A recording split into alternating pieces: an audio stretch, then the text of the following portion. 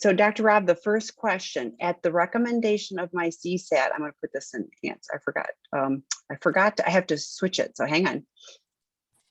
So at the recommendation of my CSAT, I'm leaving for a 6-week inpatient program next week. Do you have any advice, encouragement for someone going into treatment? What recommendations do you have for returning home afterwards? That's kind of a catch, isn't it? Well, that one's kind of tricky because we run a treatment center and I actually think we do the best work. Expert treatment. And so it's hard for me to, and you know, I don't exactly know where you're going, but I have a couple of clues. And so I will just say this, some of the larger facilities tend to be a bit cookie cutter because if you have different kinds of underlying issues, they're not necessarily going to notice. If you are a certain person at a certain age in a certain set of circumstances and you act out in this way, they're really, really good. It goes through great, but there are some people with different kinds of issues that get missed in larger facilities. I think that's it's more of a frustration than it is a criticism. So anyway, what advice for going into treatment? Well, I'm going to leave that one to Tami. I'm going to go to this last one, which is what do you recommend? Because she asks that, you get that asked that all the time, right? What should I do before? So to me, what you do after is quite simple. You just need to follow the directions you've been given. Any decent treatment center is creating an aftercare plan for you that says what you need to do on Monday night and Tuesday night and Wednesday morning. And there should be organization to how you're going to do your recovery. And it really isn't that hard to stay in recovery. You just have to do what it says. And if it says 3 meetings a week and it says see your therapist and go to this group and you signed up for all that before you left, you just need to do it. Having that routine and that structure. And also, you know, finding accountability is really important.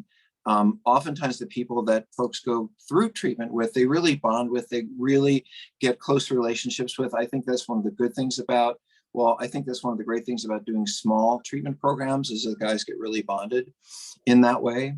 But in any case, finding people finding people in your life with whom you can recreate that kind of friendship and bonding and support is what you really need to do after. And that happens in your 12-step meetings, in your groups, in the things that are on your aftercare plan. So Tami, what do you think? I'm sad that we didn't get a chance because I know for sure our expert treatment is, I mean, we've had guys that have gone to all the other treatment programs and what we do is different and unique and special. And, you know, we have 14, 21, and 28 day programs. Them well. Yeah, no, we do. So, but I'm always sad when I didn't get a chance to at least have a conversation about that. So, but for going off, be willing, be open, listen to what you're, with the guys coming into our program, I'm always like, the more open and willing you are, don't hold back secrets, don't pretend like, oh, that doesn't matter, because that will be what you relapse on. So so hopefully the program is giving you that foundation. We have an alumni group that meets every week. Hopefully their program does, it has something similar so that you can continue to connect with that. But make sure you have a good list of resources for those. You have a CSAT, that's great. So then your CSAT should be in communication with that program. And so it's the continuum of care. So, your CSAT is sending you to that place. They will be in contact as long as you sign a release. They will be in contact and, be able to provide your CSAT with what they're recommending specifically for you. Like Dr. Rob said, with our program, we're looking at all the underlying issues. So hopefully you'll get support and help for that. And keep coming back to sexandrelationshiphealing.com. It's all free. It's the ongoing support. We have, fantastic resources, all moderated drop-in groups for your safety and healing. So continue to connect with those resources. I just want to comment on one word you used, Tami, which is the word honesty, because I think having run treatment centers for 20 something years and created a bunch of them, I think the greatest thing that I see lost by our clients is when they come to treatment, they say, well, that's something I'm just not going to tell anyone. And whether it ever gets them in trouble later in life or not, you see folks, when you go through treatment, you really want to let go of all those secrets not because you just want them off your shoulders, but because when someone later in life or the next week comes up and embraces you and tells you how wonderful you are, you don't want to have that secret in your head to say, oh no, if you knew this, I wouldn't really be wonderful. You wouldn't like me. And so getting that stuff out and being committed to honesty in treatment, to me, is, even if you don't want to, especially if you don't want to, I think that's the greatest gift, is to go somewhere and get rid of all of what you've done and kind of give it away and learn from it and move on. So yes, but move on, but move forward, because you don't get fixed in treatment. That's the beginning phase, and then it's a lifelong journey. And people go, I don't want to hear that. I want it to be different. It will be different, but it's an ongoing journey, and it's an opportunity for us to continue to grow and learn and change. It's a good thing, not a bad thing. But Tammy, at our program, people do get fixed, don't they? No. Okay, let's keep going. Yes. Why does everyone want to blame the victim in these cases? Why do they want to excuse the betrayer? My husband finally told one family member, his mom, about his infidelity, not the whole story about sex addiction, but at least a step in the right direction. His mom said that she knew that the partner, I had something going on since my mom died in 2008. This felt like she was crediting my trauma and grief over my mom's death as a factor for why my husband cheated. She said, I hadn't been myself. Honestly, she doesn't even know who I am to begin with. Okay, so what I'm trying to get at, with the point I think I'm getting here, is that she was having some problems and she got blamed. She had a personal loss and was going through whatever she was going through. And then when her husband stepped out, she got blamed because she was going through trauma and unavailability, whatever it was. And that's the reason that she got harmed. And that's why she says, why am I a victim being blamed? Because that's not what happened. So is there a question here, Tammy? Because I'm glad to jump in. It's kind of a global generalization of why does everyone blame the victim in these cases, and why do they want to excuse the betrayer? So the mother of her husband, I'm assuming, is going, oh, it's you, the wife's fault that, because you were acting different. So, and I mean, who knows? I mean, that's one of those where if he's really doing his work, he's going to take responsibilities for his actions. Him telling it, and we talk all the time about who do you tell, how do you tell, what's going to be safe. So at some point, his mother sounds like, I mean, like as a mother, you go, I want my children to be perfect. And so it'd be a lot easier for mom to blame you, the daughter-in-law, rather than look at her son that she raised. So just, broken people raise broken people. So it's one of those things where, if you can do your healing at some point, you'll hopefully, find some ability to go, his mom is challenged in her own right. He's a product of all of that. And how do we move forward rather than, the blame game doesn't get anybody anywhere. So, mom blaming you, do you care? She doesn't even know you anyway. So it's more, what do you own as you, like what for your healing, not that about his sex addiction. What do you want to take forward so that you can heal despite mother-in-law. So. Yeah, I tend to go toward, when I'm in pain, I really try to seek out people who are fully supportive and not critical. And so if my mother-in-law felt like a person who was really safe to go to, and, I would probably have this conversation with her. But this is someone who's protecting her own son, which I understand. You see on TV ladies who are like, oh, well, I know my kid didn't kill 12 kids at school, even though he came home with the gun, and he was filmed there. No mother wants to say, oh yeah, it's my son who's that terrible kid. I mean, we just don't do that. In fact, that's why a lot of you partners will not really recognize how bad it is with your spouses, because we protect the people that we love, and we think, oh, well, they wouldn't do that to me. I love them. And that's very natural. But it is easy to blame the victim, especially for the addict who says, oh, well, I want to win this person over. I'll just blame the daughter-in-law. That's an easy one. So I guess my comment to you is that I would be careful whose opinions I valued.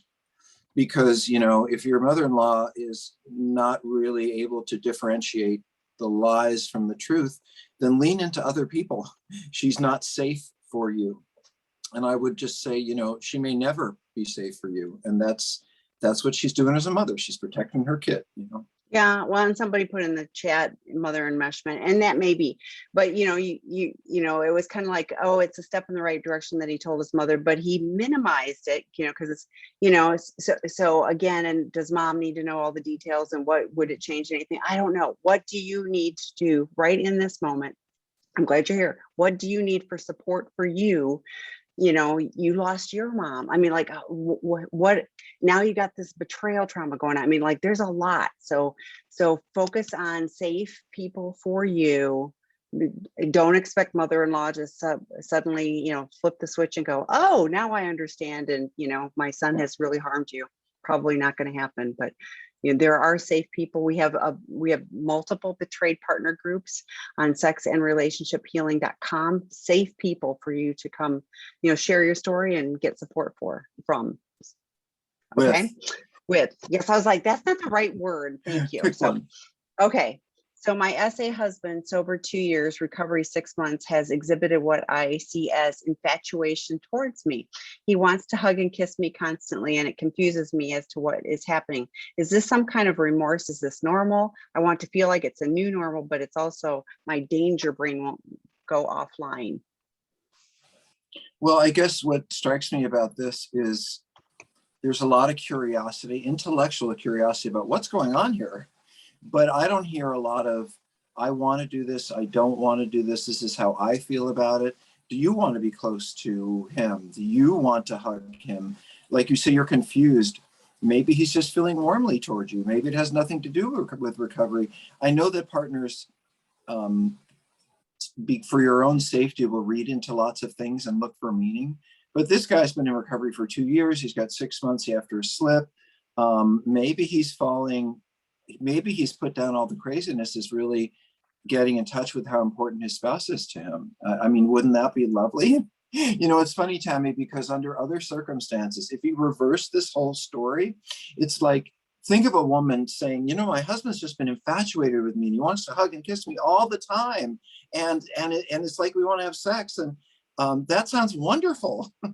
But you know, for most people, but you also can't help but think this danger brain is it's there for a reason. The question is, does it have to do with things that happened in the past, or is it being triggered by something that's still going on right now? And I think hopefully that's what this person's recovery and support groups and therapy is all about. I might, if it were me, I'll say one more thing. I might go to a little couples therapy and sit down and talk about intimacy and sexuality and where you are and where, because it feels like there's a little guessing here. And, you know, a lot of couples that I know, Tammy and I work with, they have all these problems with sex, and part of it is they never talk about it, you know, and you could sit down and have a conversation about, you've been acting this way, and I'm not sure what it means, and it worries me. And he can say, well, it's because of this. And you know what? That will bring you closer than the sex. That conversation, that intimate conversation will bring you closer than any kind of sex. So I would start there. Tammy?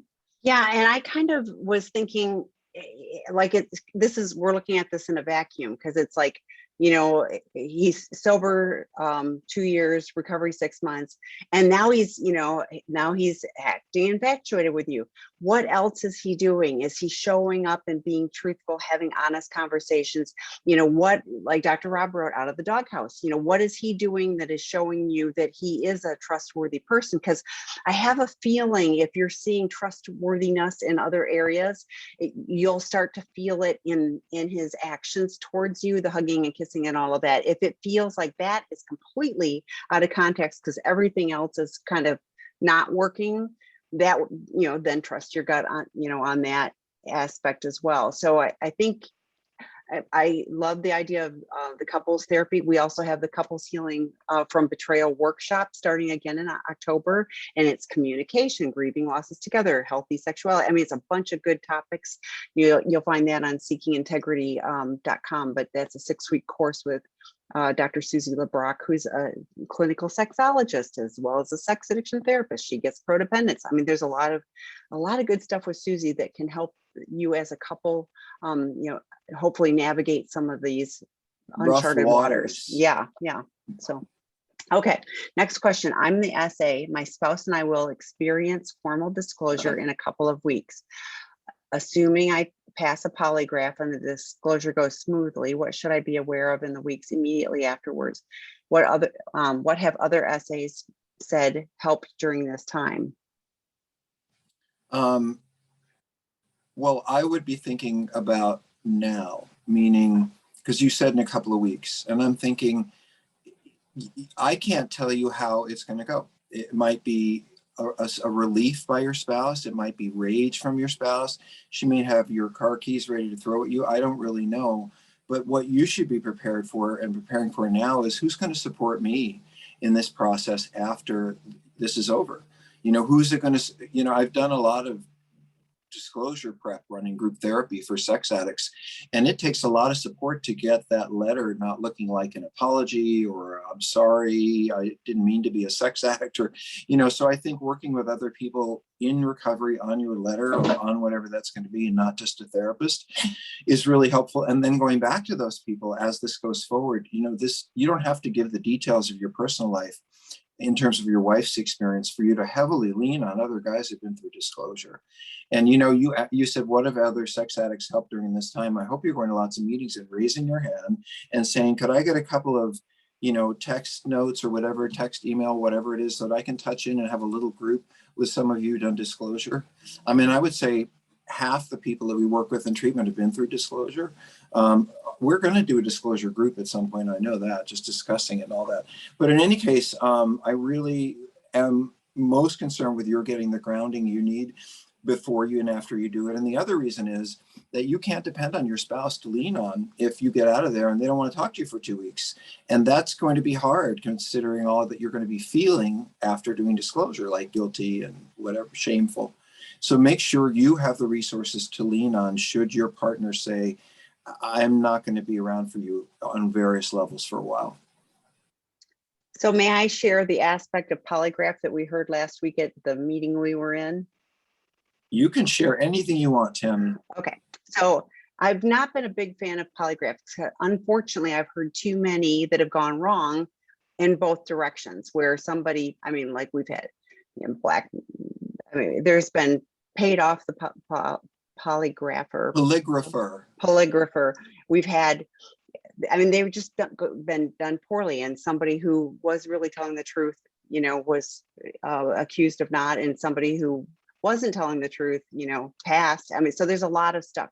So I pulled this up, I saved it. It was Eric Holden from Behavioral Measures said that polygraph exams for sex addiction are changing. If the association has declared that questions such as, have you omitted anything, are no longer considered ethical and will not be included in polygraph going forward. So there's no research. There's no research on outcomes of, if you do a polygraph, then it's going to help your relationship. There's none of that type of thing. So because it's been commonplace doesn't mean it's good practice. So I would be really clear with your hopefully very qualified therapist about what the expectation is to set you up for a good disclosure. If the goal is to create a foundation to move forward, making sure that both of you have the right support, you have the right information, and then it's well done, will set you up, for the best opportunity to move forward in a positive way. So next question. What is a couple supposed to do when there was no betrayal, but the partner insists that there was? Sounds like an impasse around trust. So I was trying to think of a metaphor, but Tammy, if you got something, please go ahead. I'm trying to get through that. It's simple but tough. Yeah, I was going to say, at the end of the day, someone doesn't believe no matter what you say or do. And I don't know how you prove to somebody that you are trustworthy if you didn't. But I'm also like, the little bit of me goes, but was there some, you did a great conversation before on micro cheating, where it's like, it's not really cheating because it's micro cheating. So it's not really a betrayal, but it really is, one of the things I guess I was thinking of is, you know, I hear what you're saying, and, you know, I don't know how to, you know, I don't know how to convince you. And it's, you know, what is going to help you move forward in a different way? Because otherwise you're doing this dance on the other side of the, you know, cement block wall, and you're not going to get there. So bye, Dr. Rob. No, No, I had to so, leave. I'm back. okay. There was just, I had to go for a minute. I really wanted to build on what you said, Tammy, because I was thinking, well, how one person might define betrayal may not be how another person defines betrayal. There was this president we had called Bill Clinton, and he had a pretty clear picture of what he thought sex was, but other people disagreed. So, you know, I've seen people chatting up old boyfriends and girlfriends on Facebook, and their partner has said, I feel that I was completely betrayed. I've seen research about partners who felt betrayed because someone was looking regularly at porn and they didn't know about it. Whereas I've also seen other people say, porn, that isn't cheating. So I really think you got to define your terms and who feels what was what. And there's, you know, just underneath that, this is a huge trust issue.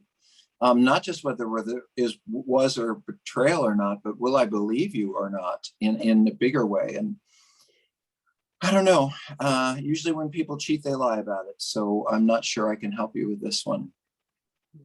Yeah, it is really challenging. But at the end of the day, figuring out what is the perceived betrayal, and how does the person who feels betrayed feel that they can move forward? What are they looking for? Maybe that's a place to start. So, hello, Dr. Rob. How do you go about finding a sponsor, and what things do you need to look for in one? Also, should you provide feedback and check-ins with your fellow meetings peer, or just listen? Well, those are there's a lot of questions, but let me start with the basics. And Tammy, I'd love your feedback because you have different answers to the same questions. To me, the way I would find a sponsor is by choosing a couple of 12-step meetings that I'm consistently going through to. And I notice some other people pretty consistently go to that same meeting.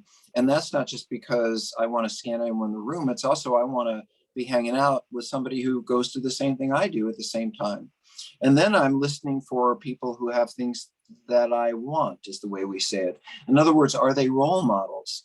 If I was just doing disclosure and I saw somebody, we just had a client in Seeking Integrity, this is true, who sent us a picture of his baby that he had gone from completely undisclosed to he and his spouse all the way having a child. And they were sitting there holding a child.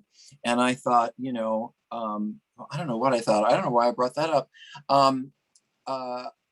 Well, That only has because, what you want. oh, I know, And because yeah, that was a role model yeah. he was a role model for guys who are sitting in treatment listening to this, or in an alumni group, and they're like, wait, I've been single for years and you got all the way to what you always wanted, which is a loving relationship and a child. So, you know, I think that there is a perspective that you get. But also 12-step is a formal process, almost like journaling or I don't know, or going through a class, taking the spiritual pieces out of it. And you really want someone who's like a tutor, who can guide you through the class and through the exercises so that you don't miss anything. And the best way to do that is to raise your hand in one of these meetings and say, I'm looking for someone to sponsor me. Would anyone chat with me, take my text, whatever, and talk to those people and see where their lives are at. They don't have to be you. They don't have to be perfect. You do have to like them, though. That has to be important. Yeah, and yeah, I think respect their journey. Like when they're sharing and they're talking about where they've been and, you know, where they're headed. You know, I mean, I needed to believe that person could help me get from where I was and move forward in a different way. I love that you shared about the 12-step. It isn't just about, you know, showing up at the meetings. It absolutely is about doing the steps and having someone guide you. And a sponsorship isn't like a lifelong commitment. You find someone that's going to help you now. And then, you know, in a period of time, you may go, that was great. But now I'm on this, or I found someone that, you know, can help me with the next phase of where I'm going. All good. Some people have the same sponsor for decades. Great. You know, whatever works, but it doesn't have to be forever. But it, you know, so I'm saying that because I want to take the pressure off. It isn't like you're going, oh my God, I have to find somebody that I'm going to be with forever. It's like, who can help you now? who can help you now? As far as providing check-ins, I think, every sponsor does it a little differently. Some people are like, you need to check in with me every day. Some are like, just check in with me as you're like, what do you need on this journey? And early on, more is better. So, for me, I went to at least a meeting a day. I was checking in with people. I was hanging out with the people that were also in recovery. I needed to do life in a different way. And so I changed my friends. I changed everything. And so the more I was willing to do, the quicker it changed for me. And that was a huge relief and gave me hope. So hopefully that's helpful for you. Next question. When is enough enough? D-Day was 3 years ago, and he hasn't been working the 12 steps or any programs effectively. I'm at my wit's end. If he wanted this relationship, he would do anything to make it work. I think I answered my own question. I was thinking the same thing. Well, then we should move on. And I'm not being silly. It's like, this is a question about how long can I live with pain? How long do I want to live with pain? How long am I going to hope the pain goes away, but it never has? Or maybe I should have a different relationship with the pain and move away from it. I think that does answer its own question. Yeah. And every betrayed partner that I've talked to, it was like at some point they just realized enough is enough. And, and today I'm done. Yesterday I was still in, but today I'm done. And I really, I trust, I think your head knows before your guts and your heart are willing to make that leap. But, I do think you've got your answer. So, but I want to add this. I do want to this is where I do want to do a plug for treatment. Because if this is someone who's about to lose a marriage or a relationship that's important to them, and their excuse is they're just not trying hard enough or they're not going to meetings. I mean, this is where you can take someone, if you are willing, and say, if you want to stay with me, you're going to have to change your attitude about what you're doing, and you're going to have to go to some kick-butt place where they're going to get you working and get you. And when you come home, I expect to see this and this and this. In other words, if you are thinking about moving away from this person in some meaningful way, don't miss this opportunity, because that's what motivates us. We are terrified of abandonment. And, that's why we juggle people in situations. We always want some attention and validation. And if you're really thinking about moving forward, I would use it as a tool to say, I'm not sure if I'm staying or not, but I need you to get started in this place at this time. And then I need to see some change. See what happens. You may have a lot more power than you think you do. What I will say doesn't empower you is giving him the power, which is, if he wanted the relationship, he would make you anything to. No, he wants his cake and eats it too. He wants you to just be quiet about all this, and he wants to go do what he was always going to do and put them together. And it is your standing up and saying no more, that I'm at my wit's end, and I'm going to decide whether I want this relationship or not. I think that will bring you forward a lot faster. It's my 2 cents. Yeah, no, I agree. So, Dr. Rob, how to be more honest in recovery when anxiety is the core issue, which leads to relapse. I'm so used to being anxious, being from an Asian family it's needed for me to do stuff at the same time. It's very debilitating. Well, there's a couple of things. I mean, I'm not sure what race or ethnicity has to do with this, although, because I think there are anxious people in all kinds of families, whatever their background is. But I do think that if anxiety is is taking away from your life, recovery or not, that it might be worth seeing a psychiatrist or getting some guidance from a professional. I know that I've had some mental health issues. I would not be able to be as functional really in many ways in my life were not on medication. And for me, if there's something I can help and as long as I'm still sober using it, no problem. And I'm interested in what's going to make me well, not what other people's opinions are about medication or whatever. So certainly with anxiety, it is a very legitimate mental health disorder that you should take a look at.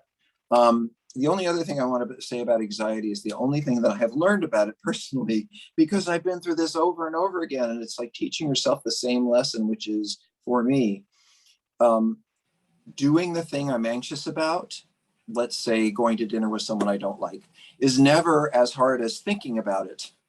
The idea of, well, I get anxious when I'm going to have to do something or engage something or say like, oh my God, how am I going to say that? Or what's going to happen when I get there? Or I get anxious about things that are going to happen.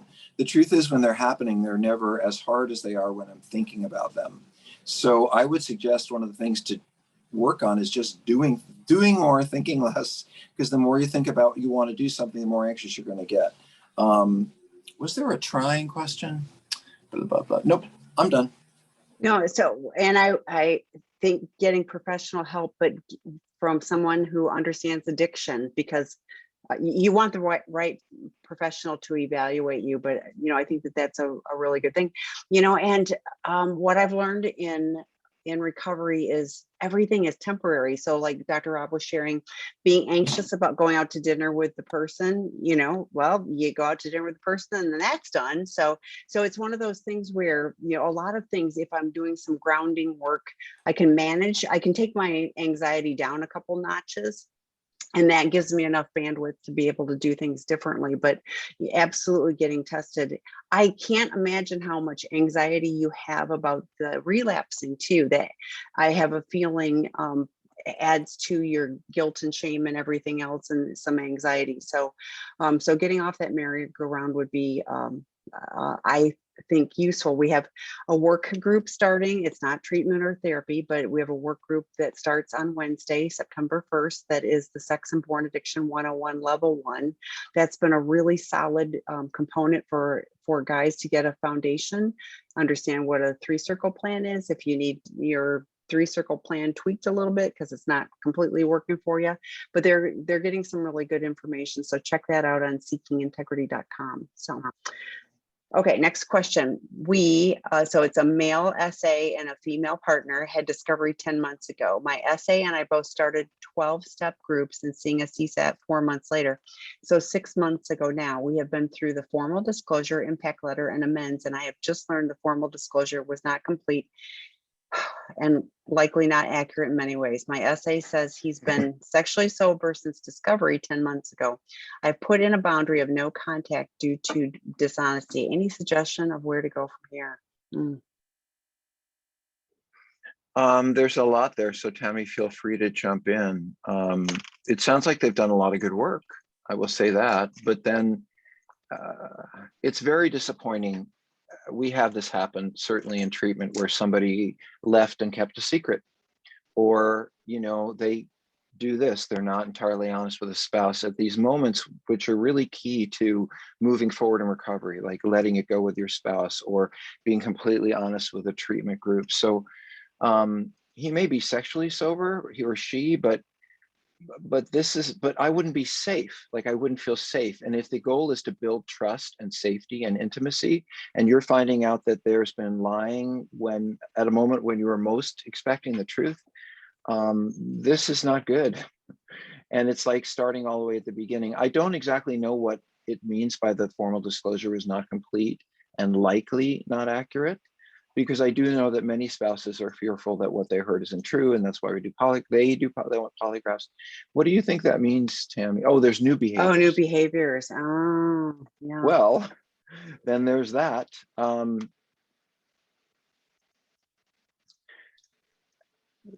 This unfortunately feels like a not well done formal disclosure, and so then what often unfortunately happens is a second disclosure, and someone needing to be, painfully honest. One of the things, and it keeps happening. It's like addicts, we just don't get it. It's like they can hear 100 times, don't hold back truths, thinking that, well, if she doesn't find out this, it's going to be okay. Because if she finds out this, it's going to be the end. Because look what happens. It always gets found out. You are not going to be the exception where your big secret doesn't get found out. And besides, you still know that deep secret, just like Dr. Rob was talking about earlier. It's like you still know that you're a liar and a cheat and everything else. So you're hanging on to something. So I guess one of my challenges is no contact. I don't know how you move forward if there isn't some form of contact. So I would like to know what you've got 2 CSATs. So I think having the conversation, the 4 of you, of like, here's where we're at, here's the problems, and how do we move forward in a productive way from this, and is your husband, the SA, willing to step into truthfulness, I guess. That's one aspect. And we have an amazing treatment program where, we work really hard at getting to those underlying issues. Why is he keeping those secret? What's behind all of that? So those are my thoughts at the moment. Yeah, I was thinking this is a treatment case too, Tammy, because this is a marriage that is not in a good place, and they really need to get down to the truth and clarity. And I'm not sure that that's happening yet. I do, what I'm curious about is I just learned something new, and discovery was 10 months ago. So, and I don't see oh, okay, we've been through formal disclosure. I don't know how long ago that was, but what it feels like to me is like when it says there's some new behavior, it sounds like it's something that's been going on all along, but it wasn't considered to be acting out. And I do agree. I think you guys got to really sit and have a conversation about what these boundaries are. But I agree with Tammy. If you can't sit and meet for coffee or somewhere, you probably need a professional to sit down with the 2 of you. And also, I don't know if this is here or not, but Tammy, I've had some consultations with couples, and you guys know I do consultations whenever they're called for. Tammy arranges a couple hours for me online with folks. But a lot of times when I do consultations, I have a spouse who says, if he ever does this again, I'm leaving, or I'm not going to speak to them again for a long period of time. And sometimes I see spouses, partners, married people who have been living apart for, let's say, 6 months or more. And I think at a certain point, even with mistakes and challenges and doing it imperfectly, you have to figure out whether you're in or out. Because especially as a spouse, you're forever going to be doubting. You're always going to find a little, it's never really going to end for you. It's a nightmare. So gauging whether you're going to stay with us or not based on what happens this week or next week, or, I don't think is going to be as useful as having a larger picture of it. And it does sort of sound like that's in there too. The other thing I was going to say is that once couples start rounding a year, if I don't see them meaningfully moving toward living again together and re-engaging, it doesn't seem as much to me like they're going to. And I've had a lot of couples and like, oh, well, we've been separated for a year and a half, but we really want to talk about getting together. Well, why aren't you doing anything about it? A year and a half's a long time. So anyway, Tammy? Well, and I was thinking that too, the therapeutic separation, like there's a plan. It isn't just like we're separated. So I would want to know what are you looking for? How can you move forward? What's the checklist of things that you need to see in order to have contact in a different way to move back together again? Because I've heard a couple of years being separated, and I'm like, so you're living separate lives, but you're still together, but you're not. And so it's that in between, and nothing's really happening to move the relationship forward. So it's kind of really stuck. So I would highly encourage you. My first thought is have your 2 CSATs and the 2 of you, and have the conversation of here's where we're at. What do we need to do? Because they know Dr. Rob does do expert consultations. They're 2 hours. I'm happy to tell you more about that. Email me, Tammy, TAMI @seekingintegrity.com. So, okay. My SA partner told me almost immediately that after we had sex the other day, that he had masturbated earlier after I asked him about looking suspicious on his phone, and he was texting his fellowship friend. Can I just stop there for 1 second? Yeah. I hate when addicts lie about like, can't you just say you're texting someone from work, or do you have to say you're texting someone from a 12-step program? That makes us all look bad. Anyway, yes. Sorry, I had to throw that in there. But it gives that. But it's I'm right. doing good recovery work. The moral high ground. Yeah. So he was texting with his fellowship friend, and in this admission, he told me that he had also done the same thing without finishing, which made it okay. a month before that he had been lying to me all throughout that time. I was upset, but I was relieved that he was honest. I've been begging for disclosure, and he continues to blame his therapist for it being too early to do that. D-Day was on my birthday, May 10th this year. I'm so sorry. He continues to ask me to have sex amongst these scattered disclosures, and it is very hard to say no when I don't feel safe and have any sense of things I don't know. I have been good about saying no, but I don't want to live in the disclosure-less distorted reality. I'm taking a breath. Take two, because I'm going to run to the restroom, and I want you to start, because you get calls like this every single day, and I feel terrible for this person, and I want my turn. I can hear you, Tammy. Yes, yes. I'll be right back. But you'll be muted. Thank you. It's a good question. Yes. Yes. Yes. Okay. So first of all, you have my deepest empathy of the disclosure on your birthday, and I'm so sorry. And his continued behavior and continued lying, but that also shows me that he's not ready for disclosure. What he says, his therapist says, I never believe it when the addict is saying, oh, my therapist says I'm not ready for disclosure yet.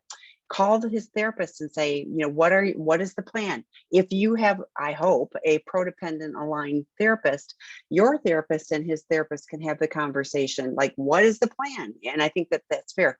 But this is your husband, I'm sorry, is not, in my opinion, ready. I mean, if he's still lying and he's still acting out and he's still doing all of this stuff, you're going to get the next disclosure, and then the next disclosure, and then the next one. So, I hear about those, the people that have had, this is our 5th disclosure, and he hasn't stopped the behavior. So what is it going to take?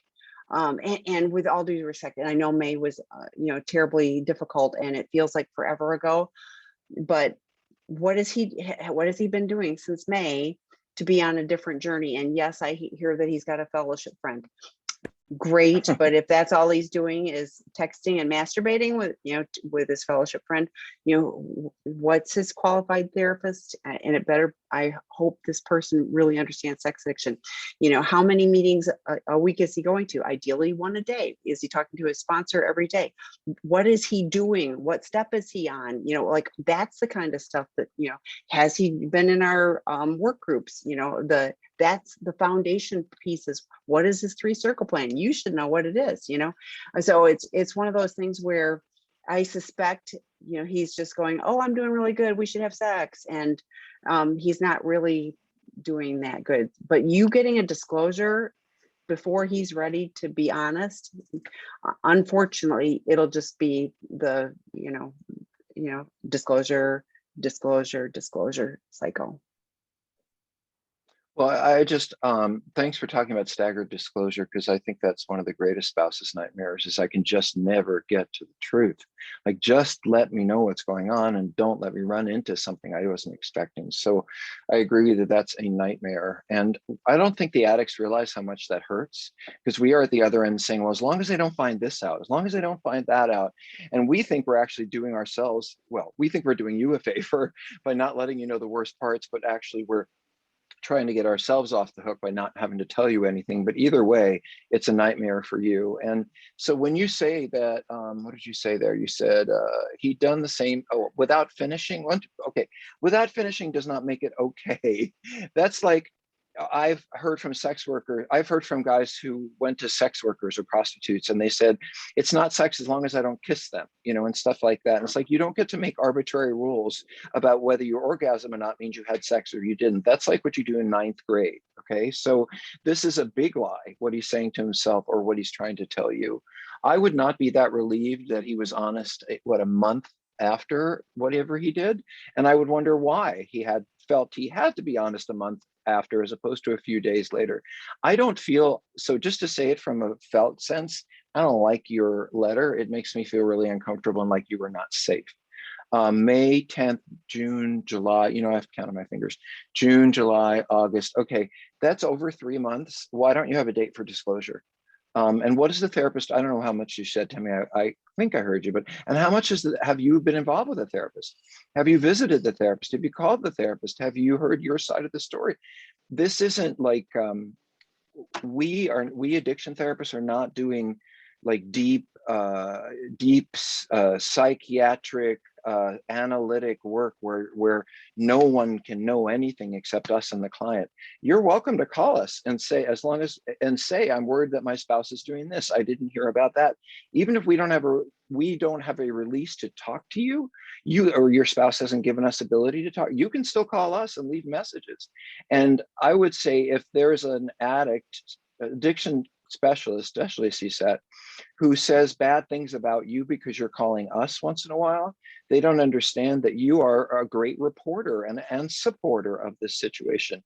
You can't get all into our therapy, but you can let us know what you're worried about and what you're scared about. And so when you say you don't feel safe, you're having to wait for disclosure, he says his therapist wants to take longer, how do you know? I mean, how do you know that he 9 times out of 10, he wants to take longer, and the therapist is saying, how come you haven't gotten to this? So I think a more open conversation with him and his therapist and getting more information about how to move this forward, because 3 months is too long, in my opinion, to do Well, disclosure. but my flip side of it was, but he's still lying. So until he's there's like that. stopped the, yeah, if he hasn't stopped the behavior, and then it's just going to be so to me, it's like I don't think he's done enough to have a foundation of recovery so that he's stopping that, because he's still masturbating and lying about it, right? And then having sex with her. So to me, it's like back up the train. What is the CSAT doing with your husband, and what else is he doing to work on his recovery? And then let's plan the disclosure so that it isn't 12 disclosures later because he's still lying and cheating and doing all these things. And so I want to put out a thought for the room, just for people to think about. Nobody wants to think about this, but if your partner has been acting out sexually and you think it's going on, you don't know about it, or even if you do know about it, make sure they have been STD tested. Make sure you have been STD tested. No spouse wants to think about, oh, he or she was out there not protecting themselves. But I got to tell you, I run a treatment center, and I often hear, well, I knew all about COVID, but I mean, it was just that one time, or it was only oral sex, so I can't get anything from oral sex, like herpes, like HPV, like syphilis. So I want to take this little time out. Nobody wants to hear this. But if you're not sure who your partner has been with and they lie to you, then I think it makes sense to make sure that you're protecting your health. And ladies, if you get HPV, if we get it, we might get a wart. If you get it, you can get cervical cancer. So I want everyone to be healthy. Nobody comes into treatment without getting an STD test while they're here and dealing with the feelings around that. And honestly, for you spouses, it's one of the most humiliating things that you have to do, but it does give you a really clear perspective on your relationship when you have to go get an STD test from a doctor. Anyway, Tammy, I just want to drop a safety note in. Yeah, I think that's really important. And even if you think, oh, it's just been porn, go get one anyway, because half the time it's lies and minimization. So, oh yeah, no, we're all good, so I think it's worth your health to get the test. And then if you find out it's negative, like, that's useful information. But I also know that with those, like, make sure you also know there's a time frame, and you might need to get tested 6 months later and things like that. So do your homework on those and know what you're getting, but it's important to do. So okay, next question. I've been battling sex addiction and intimacy disorder for more than 20 years. Even after consequences and ruined relationships, I continue. I even went to an inpatient treatment for sex addiction, came home and had an affair. The second affair with a coworker at my job. I'm losing my family, my job, my wife. The consequences this time are severe. I know I have to stop digging, but how do I stay positive when all my life has been hurting? I play victim very well. Well, that whole thing is like an oxymoron, because it's a sort of, the whole thing is kind of like, I'm a sad victim, and then at the very end the person says, oh, and I play victim. So it's just a little, like, it's a double little message. You know what I'm saying, Tammy? It's like, I've been battling and I've had consequences, and there's a lot of, and no there's offense, worse consequences, it's poor me. And then, but I do play the victim. It's just like, okay, you don't have to be a therapist to read something into that. But I do want to support you by saying, I'll tell you the simplest of things, which is, you have lost everything that's important to you. Maybe there was something missing from the process that you were in. And 9 times out of 10, in my experience, you're so focused on yourself and your own issues that you're not giving anything to anyone else. And I know one of the things that I get, Tammy and I, do we talk about our programs here? Yes. Do we talk about, therapists and places to go see? Yes. Do we talk about some of our workshops? Yes. But we do sit here we sit here a number of hours a week, advising, supporting, and giving direction at no cost, and all the podcasts and everything. And while I am doing that, while I'm sitting here hanging out with my friend Tammy and giving you guys feedback, I just feel like a great guy. Not because I have the answers. It's nice sometimes, but because I'm giving. And what I see here is someone who's put all the focus on themselves. And as a result, yeah, you can't stay positive about your life. You don't have a life other than ruined relationships and inpatient centers. So anyway, Tammy and I often are encouraging of service, and especially when people are feeling like this. And if you want to get positive, go do some things for other people who are struggling, and you will feel more positive. Tammy, maybe that's too simplistic. Well, no, I read the same thing. It's I've done this, and then I still had an affair and with a coworker, and so for those of you that think you won't get caught and have an affair with a coworker, here's a case in point. We hear this all the time, where people lose jobs, I mean, and families and everything else. So you're losing your livelihood, you're losing everything, and for what? And often the coworker is married, and it's a whole mess on the other side as well. So I concur with Dr. Rob. It's like, what are you doing for your I'm sure when you went to a treatment program, they gave you an aftercare plan. Maybe dust that off. Look at what it says. Start doing those things. I'm glad you're here. I'm really glad you're here. But this is a webinar, but we have a drop-in group. We had one for men today. We have another one Thursday and Friday morning. There's one Sunday night. Those are great opportunities. There's multiple webinars throughout the week, but those are just one component. What are you doing to get out of yourself and do recovery and do life differently? So Dr. Rob, I mentioned earlier the work group that starts sex and porn addiction 101 level 1, and people go, oh, I'm beyond that because I went to treatment. Not so much, no offense, but not so much. If you're still struggling, if you're relapsing, we're not my dog. I know, it's like we're being invaded. So Amazon may be coming, but it's one of those where I would encourage you to get to the foundation pieces. What do you need to have on your inner circle? You didn't just go have an affair. There was a plan and a process that started all that. So now the flip side of it is I'm living in recovery. I messed up my life really big time, a whole lot of ways. And, there is a way out of it. So you have to be willing, and we mentioned at the top of the webinar, if you're going off to treatment, the biggest thing is willingness to learn and not pretend like I know it all. And, I've got this all figured out, or I'm going to hide and lie about things. So I'm glad you're here. There are options to do things differently. So I wanted to add something because you had brought up the coworker thing. mm-hmm. And, you and I have been doing various forms of this work for a long time. And to be honest, now more than any other time, I find people getting in trouble for hitting on people at work or having sex with people at work and all that. And we certainly have people coming into seeking integrity with those issues. But what they don't realize when they come to treatment, they certainly don't realize when they're doing it, is that if they come from even a medium-sized town, it's going to get in the newspaper. Someone's going to find out, businessman investigated for blah, blah, blah. And then everyone in town knows. And then nobody wants their kids to go over to your house because you're that creep who was in the paper, and then you get fired. Oh, and by the way, when it's in the paper, the 3 other women that you did it with find out, and then they all sue from 5 years ago, 10 years ago.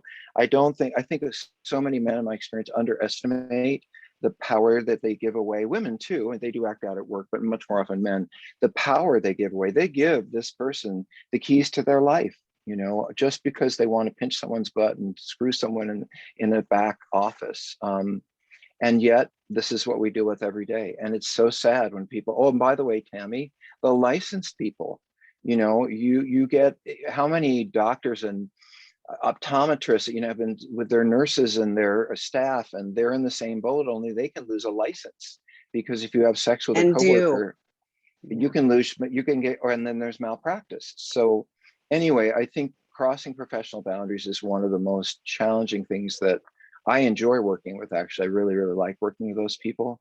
But in the workplace, it's going to blow up. I can just guarantee you it's going to blow up.